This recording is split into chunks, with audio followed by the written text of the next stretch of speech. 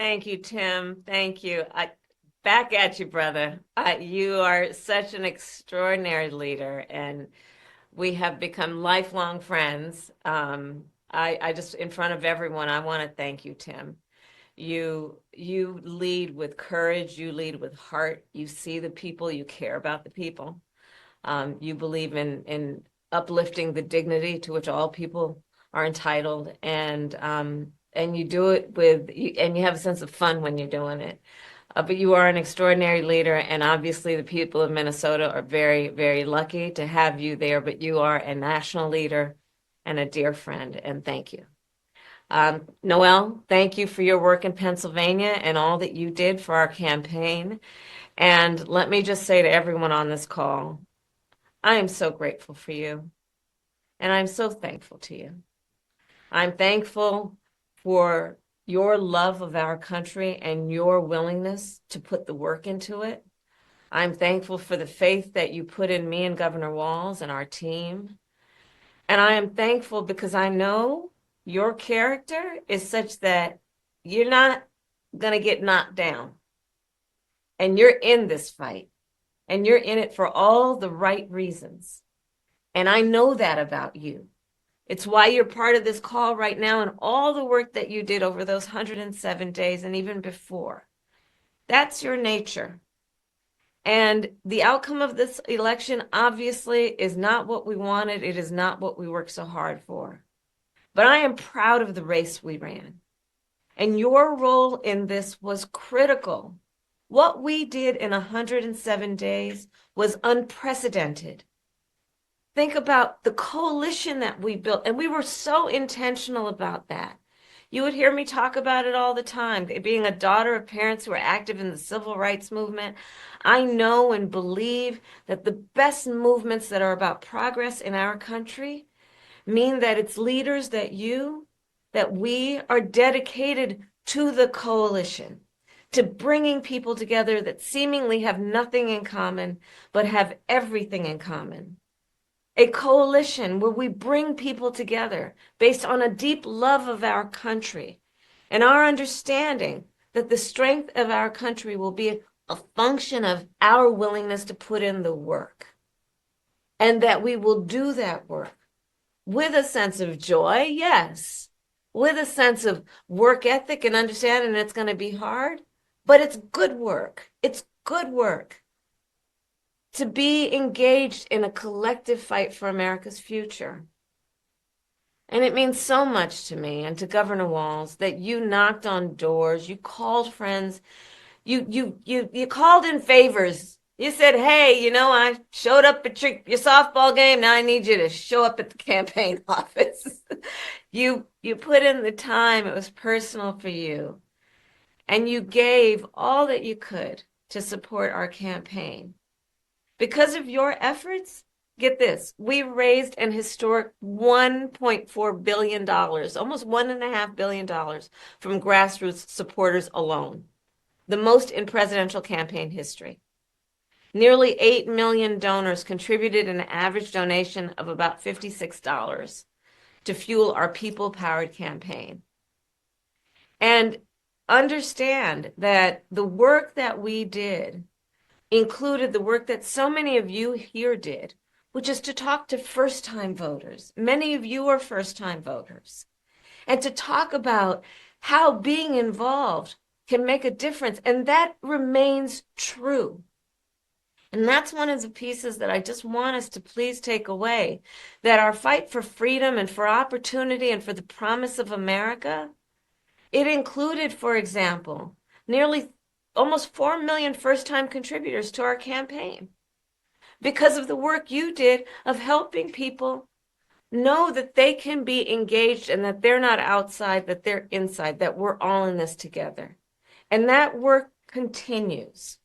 The work must continue of reminding ourselves that we have an ability to stay engaged in a way that will make a difference. The work that you all did, it's going to have lasting effect.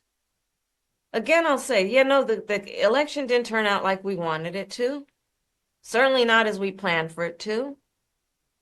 But understand that the work we put into it was about empowering people. That's the spirit with work we did.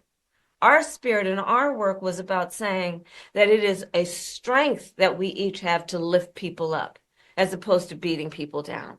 It is a strength we have that has lasting effect.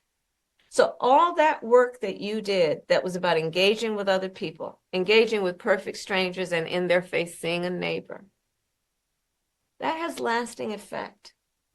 It reminds people that there are leaders like you who care and will bring us together. And you know, sometimes in the darkest moments, people lose faith in that. Are there people out there that feel that way? And you reminded people that yes, there are. And there are a lot of us. And that strength cannot be taken from us. That is our strength. It cannot be taken from us. So listen, as I said the day after the election, I still strongly believe the light of America's promise will burn bright as long as we never give up and we keep fighting. And the fight that fueled our campaign, a fight for freedom and opportunity, that did not end on November 5th. A fight for the dignity of all people, that did not end on November 5th. A fight for the future, a future in which all people receive the promise of America? No. A fight that is about a fight for the ideals of our nation, the ideals that reflect the promise of America, that fight's not over.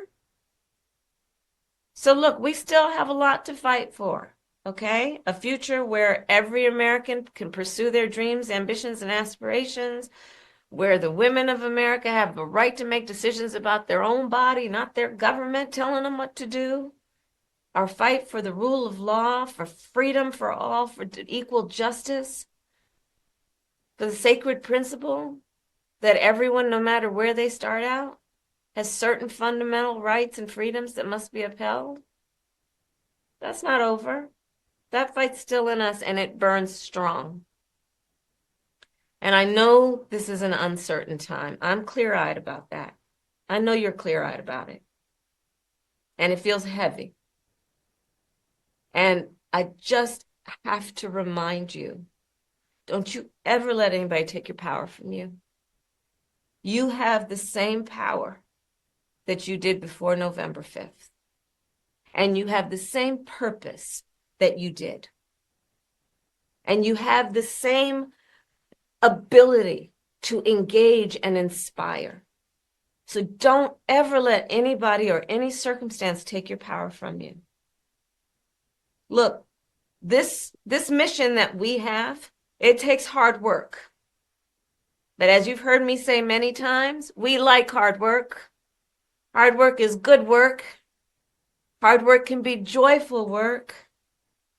And in doing our work, we will remain committed and intentional about building community, building coalitions, reminding people that we all have so much more in common than what separates us. We will be armed with the faith and the fuel that tells us what is possible and then drives us to achieve it. So let's continue to organize and mobilize and stay engaged. And I thank you all. I thank you all. We are all in this together. All right? We are all in this together. And on this practical eve of Thanksgiving, I wish everyone a happy Thanksgiving with the ability and to find the ability at this moment to just remember there is so much to be thankful for. And so I wish for you that you are surrounded by the people you love and who love you. As you know, I encourage you to be around family in whatever way you compose that family, but to take a moment and just reflect on all the good you have done and all the good you have yet to do.